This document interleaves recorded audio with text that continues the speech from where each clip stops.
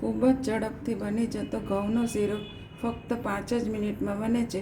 તેના માટે મેં 1 વાટકી ગોળ લીધો છે અને ગોળથી ડબલ આપણે પાણી લેવાનું છે.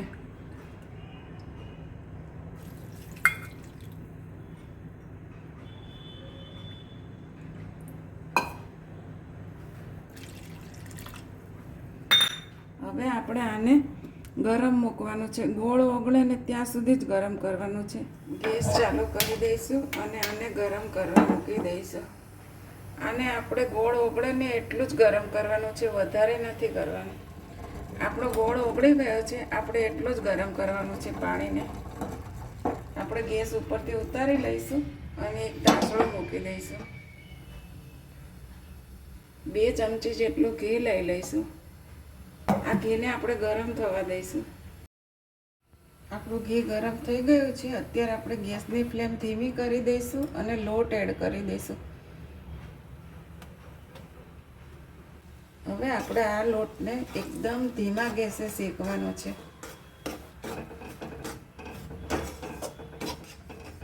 જો થોડું ઘીની જરૂર પડે ને તો થોડું એડ કરી દેવાનું.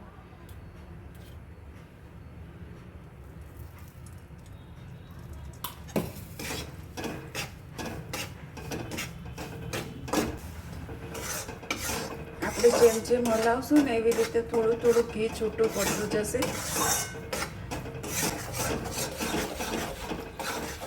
આપણું ઘી પણ છૂટું પડવા માંડ્યું છે અને લોટ પણ સરસ શેકાવાની તૈયારીમાં જ છે. પણ આપણે હજી આને થોડીક વાર શેકશું, જેથી કરીને ચીકણો ન રહે. શેકાવામાં જ ખાસ ધ્યાન રાખવાનું છે. 3 મિનિટ જેવું થઈ ગયું છે અને ઘી પણ છૂટું પડી ગયું છે. જોઈ શકો છો, આ રીતે આપણે લોટને શેકવાનો છે. આપણો પરફેક્ટ લોટ શેકાઈ ગયો છે. હવે આપણે જે પાણી બનાવ્યું હતું ને એ એડ કરી દઈશું. પાણી આપણે ધીરે ધીરે એડ કરવાનું, જેથી કરીને છાંટા ન મળે.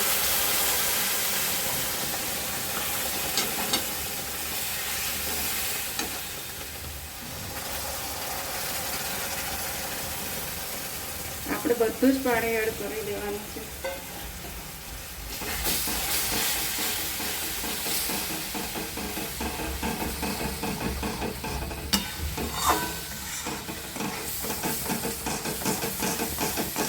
આપણે લોટનું અને પાણીનું માપ પરફેક્ટ લીધું હશે તો જો આ રીતે તરત જ સરસ છૂટો પડવા મળશે.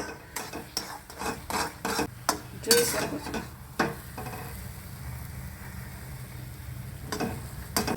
આ રીતે આપણે થોડી વાર ફેરવવાનું, એટલે ઘી પણ છૂટું પડી જશે હમણાં.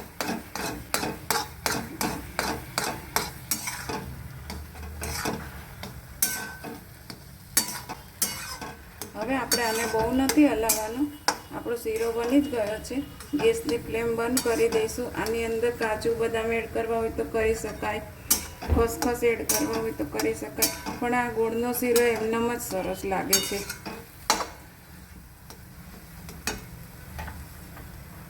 આપણો શીરો બનીને તૈયાર થઈ ગયો છે.